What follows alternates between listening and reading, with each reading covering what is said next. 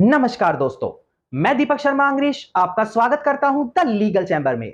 अब दोस्तों, आज की इस वीडियो में मैं एक बेहद ही ज्यादा महत्वपूर्ण जानकारी आप लोगों को देने वाला हूं। देखिए दोस्तों, अक्सर जब कोर्ट में कोई केस फाइल किया जाता है तो एक पार्टी का हमेशा यह जरूर कहना होता है कि सामने वाली पार्टी ने कोर्ट के अंदर झूठ बोला और झूठ बोलकर अपने पक्ष में या तो केस करवा लिया या किसी आदेश को अपने पक्ष में ले लिया। अब ऐसी स्थिति में वो पार्टी जो ये बात बार बार बोले जा रही है कि सामने वाली पार्टी ने कोर्ट में झूठ बोला है, झूठे एविडेंस दिए हैं, झूठा एफिडेविट दिया है, वो केवल इतना बोलकर शांत हो जाती है।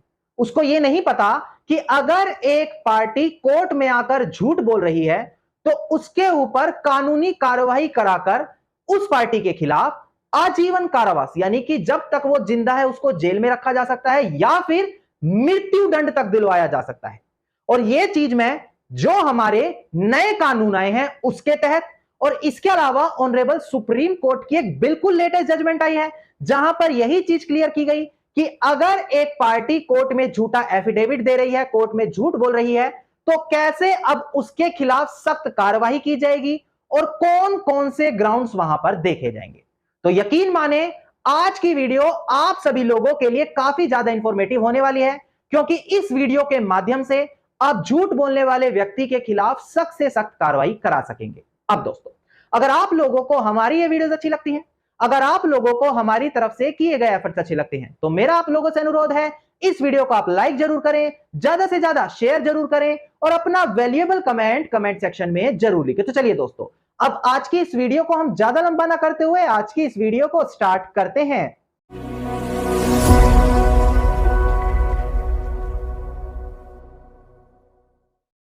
अब दोस्तों, सबसे पहले वीडियो की स्टार्टिंग में एक महत्वपूर्ण जानकारी आप लोगों के साथ शेयर कर ली जाए। देखिए, मैं दीपक शर्मा अंग्रेश टेक्स्ट बुक सुपर कोचिंग के साथ मिलकर आप सभी लोगों के लिए एक फाउंडेशन कोर्स लेकर आया हूं, जहां पर हर वो व्यक्ति या हर वो स्टूडेंट जो लॉ को और डीपली पढ़ना चाहते हैं, जो किसी एग्जाम की प्रिपरेशन कर रहे हैं, जो जुडिशियल एग्जामिनेशन की प्रिपरेशन कर रहे हैं, यहां पर हम आप लोगों के लिए जुडिशियल फाउंडेशन कोर्स 360 डिग्री, जहां पर सभी लॉ सब्जेक्ट डीपली कवर करके आपको दिए जाएंगे। और सबसे बड़ी बात, यहां पर हम आप लोगों के लिए अर्ली बर्ड ऑफर लेकर आए हैं, जहां पर 16 अगस्त तक अगर आप में से कोई भी इस बैच को ज्वाइन करना चाहता है तो 50% डिस्काउंट के साथ बिल्कुल आधे रेट में आपको यह जुडिशियल फाउंडेशन बैच मिलने वाला है।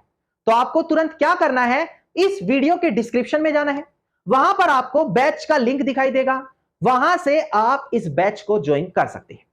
अब दोस्तों, हम बढ़ते हैं अपनी आज की इस वीडियो की ओर। देखिए, सबसे पहले हम जो हमारा नया कानून आया है यानी कि भारतीय न्याय संहिता, उसके अंदर 3 इंपॉर्टेंट कानूनी प्रावधान आपको बताएंगे। इसके बाद जो ऑनरेबल सुप्रीम कोर्ट की बिल्कुल लेटेस्ट जजमेंट आई है वो चीज आपको डिस्प्ले पर दिखाकर अब क्लियर की जाएगी।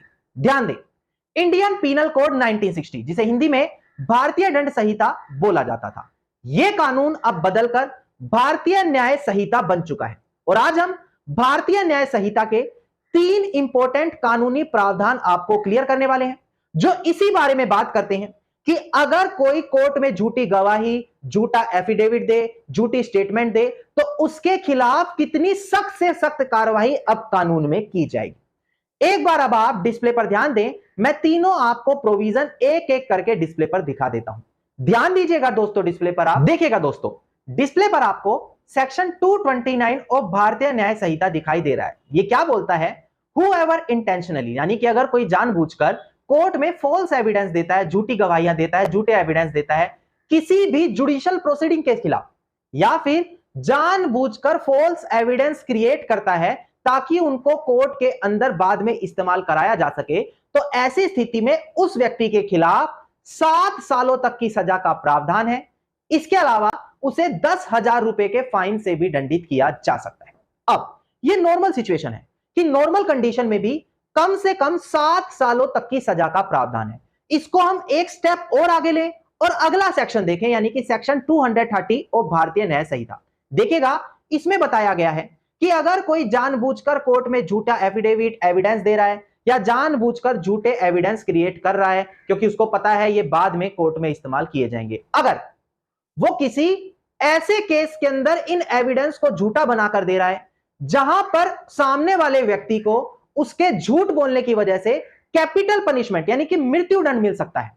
तो अब वो व्यक्ति जो झूठ में झूठी गवाही दे रहा है या झूठे एविडेंस दे रहा है, उसको आजीवन कारावास या फिर 10 सालों तक का कठिन कारावास कोर्ट में यहां पर दंडित के रूप में दिया जा सकता है और साथ ही साथ 50,000 रुपए तक का फाइन उस पर लगाया जा सकता है। इसका सेकंड क्लॉज बोलता है कि जिसके खिलाफ कोर्ट में झूठी गवाही दी थी, अगर वो बेचारा व्यक्ति यहां पर फांसी वगैरह की सजा लग जाती है या उसको कन्विक्ट कर दिया जाता है, सजा सुनाई जाती है, तो जिसने कोर्ट में झूठी गवाही दी थी अब उसको मृत्यु दंड से दंडित किया जाएगा। यानी कि दोस्तों, अगर कोर्ट में आप झूठी गवाही दे रहे हैं और सामने वाले व्यक्ति के ऊपर ऐसे एलिगेशन लगे हैं जहां पर उसको मृत्यु दंड तक की सजा हो सकती है, तो बराबर सजा आपको भी हो सकती है, जहां पर आपको झूठी गवाही देने की वजह से मृत्यु दंड, आजीवन कारावास या 10 सालों तक की कठिन कारावास को भोगना पड़ सकता है।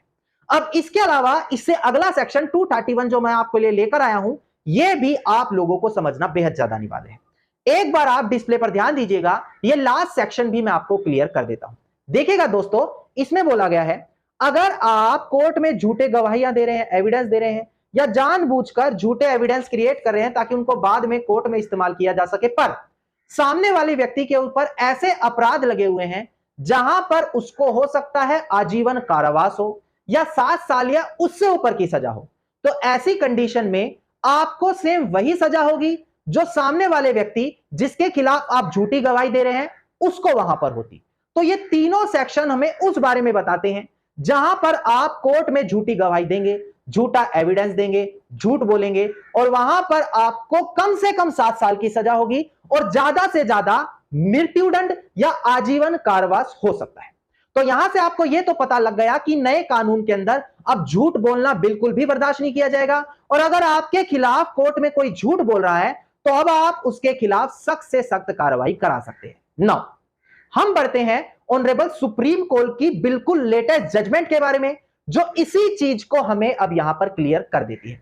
ध्यान दीजिएगा दोस्तों डिस्प्ले पर, पहले मैं केस टाइटल आपको क्लियर कर दूं। देखिएगा दोस्तों डिस्प्ले पर, केस टाइटल है जेम्स कुंजवाल जो प्रेजेंट केस में अपीलियंट है versus state of Uttarakhand and another जो प्रेजेंट केस में रिस्पोंडेंट है। इसका एसएलपी नंबर है 9783 ऑफ 2023 और डेट ऑफ जजमेंट है हमारी 13 अगस्त साल 2024। तो इससे आप अंदाजा लगा सकते हैं कि बिल्कुल लेटेस्ट जजमेंट आप लोगों के लिए यहां पर मैं लेकर आया हूं। और अगर आप डेली ऐसे फ्री में हर लेटेस्ट अपडेट पाना चाहते हैं तो चैनल को तुरंत सब्सक्राइब करें और नोटिफिकेशन बेल आइकन जरूर दबा दें। अब ध्यान दें, प्रेजेंट केस में जो एक्यूज्ड है, जो आरोपी है, उसके ऊपर बलात्कार के आरोप लगे थे। यहां पर उसने हाई कोर्ट से बेल ले ली थी। अब जब उसको बेल मिल गई तो जो कंप्लेनेंट है उसने उस बेल को कैंसिल कराने के लिए कोर्ट में एप्लीकेशन डाली। कोर्ट ने उस बेल की एप्लीकेशन को खारिज कर दिया पर यह कहा कि यहां पर एक्यूज ने कोर्ट में कुछ झूठे एफिडेविट, कोर्ट में कुछ झूठी बातें बोली हैं, जिसके चलते यहां पर उसके खिलाफ झूठा एविडेंस देने की वजह से यहां पर सख्त से सख्त कार्रवाई की जानी चाहिए। नाउ दोस्तों, यहां पर प्रेजेंट केस में देखा गया कि अगर कोई कोर्ट में झूठी गवाही दे रहा है तो भारतीय न्याय संहिता सेक्शन 229, 230, 231 जो मैंने बस अभी आपको क्लियर किए थे उनके तहत उनके ऊपर सख्त कार्रवाई हो सकती है। तो हाई कोर्ट ने आदेश दे दिया कि पर्जरी की कार्रवाई उस व्यक्ति पर की जाए। पर्जरी मतलब जब कोर्ट में कोई झूठी गवाही देता है। अब यहां पर वो आगे अपील करता हुआ ऑनरेबल सुप्रीम कोर्ट के सामने पहुंचा। उसने बोला कि मैंने तो सिर्फ कंप्लेनेंट की जो अवर्शन थे, यानी कि जो मुझ पर आरोप लगाए गए थे, सिर्फ उन्हीं को तो मना किया था। और अगर मैं उन चीजों को मना कर रहा हूं तो इसका मतलब यह तो नहीं कि केवल मना करने की वजह से आप मेरे खिलाफ कोर्ट में झूठी कार्रवाई कर दें, यह बोल दें कि इसने कोर्ट में झूठ बोला है और इसके खिलाफ पर्जरी की कार्रवाई की जाए। और जबकि दूसरी पार्टी रिस्पोंडेंट का कहना है कि जी नहीं, इसको असल में फैक्ट्स पता है कि ये सारे सच में हुए हैं, इसके बावजूद ये कोर्ट में झूठ बोल रहा है। अब यहां पर यह मैटर ऑनरेबल सुप्रीम कोर्ट के सामने पहुंचा। ऑनरेबल सुप्रीम कोर्ट ने यही पाया कि क्या प्रेजेंट केस में सिर्फ जो उस पर आरोप लगे हैं उनको मना कर देने से यहां पर पर्जरी की कार्रवाई हो सकती है। पर्जरी मतलब जब कोर्ट में झूठ बोला जाए, झूठी गवाही दी जाए ना। ऑनरेबल सुप्रीम कोर्ट ने अब 5 पॉइंट यहां पर क्लियर किए कि इन 5 पॉइंट को ध्यान रखना जरूरी है। अगर इनमें से कम 2 पॉइंट वहां पर पूरे हो रहे हैं, 2 से 3 पॉइंट, केवल तभी सामने वाले व्यक्ति के ऊपर ऐसी पर्जरी की कार्रवाई की जा सकती है। अब डिस्प्ले पर ध्यान दें, मैं एक एक पॉइंट आपको क्लियर कर देता हूं। ध्यान दीजिएगा दोस्तों डिस्प्ले पर। देखिए दोस्तों, पहला पॉइंट बोलता है ऑनरेबल सुप्रीम कोर्ट की जजमेंट का कि कोर्ट को प्राइमा फेसी ओपिनियन यह देखना होगा कि क्या सफिशिएंट और रीजनेबल ग्राउंड है उस व्यक्ति के खिलाफ कार्रवाई करने के लिए जिसने कोर्ट में फॉल्स स्टेटमेंट दी है, क्या ऐसा कोई जेन्युइन ग्राउंड है भी या नहीं। सेकंड पॉइंट बोलता है कि क्या अगर उसके खिलाफ कार्रवाई की जाएगी तो वो इंटरेस्ट ऑफ जस्टिस के लिए जरूरी है, ताकि जिसने झूठ बोला है, देखिए लिखा है पनिश द डेलिंक्वेंट, यानी कि जिसने झूठ बोला है उसको पनिश करने के लिए जरूरी है। केवल यहां पर कोई स्टेटमेंट दे देना जो एक्यूरेट नहीं है, इस ग्राउंड पर हम किसी इनोसेंट को पनिश नहीं कर सकते। थर्ड पॉइंट बोला है deliberate falsehood on the matter of substance, कि भाई क्या जानबूझकर डेलिब्रेटली फॉल्स तरीके से यहां पर झूठी गवाही, झूठे स्टेटमेंट दी गई है। फोर्थ पॉइंट बोलता है कि क्या कोर्ट इन ग्राउंड्स पर सेटिस्फाई है कि रीजनेबल ग्राउंड फाउंडेशन वहां पर बन रहे हैं एविडेंस के हिसाब से जो उसके खिलाफ कार्रवाई की जाए, ना केवल शक के बिहाफ पर। शक के बिहाफ पे नहीं होगा, रेलिवेंट एविडेंस और फाउंडेशन होनी अनिवार्य है। फिफ्थ पॉइंट बोलता है कि जो ऐसी कार्रवाई होगी केवल एक्सेप्शनल केसेस में होगी, एक्सेप्शनल सर्कमस्टांसेस में होगी, जहां पर एक पार्टी अपने आप को बुरी सिचुएशन में पा रही हो कि सामने वाली पार्टी ने कोर्ट में झूठ बोला, जिसके चलते मेरे खिलाफ कोर्ट ने झूठा ऑर्डर कर दिया। यानी कि दोस्तों ये पांचों ग्राउंड वहां पर साबित करने अनिवार्य है। अगर आप किसी के खिलाफ यह कार्रवाई कराना चाहते हैं कि उसने कोर्ट में फॉल्स एविडेंस, एफिडेविट या स्टेटमेंट दी है, और यह यहां पर काफी ज्यादा इंपॉर्टेंट हो जाता है।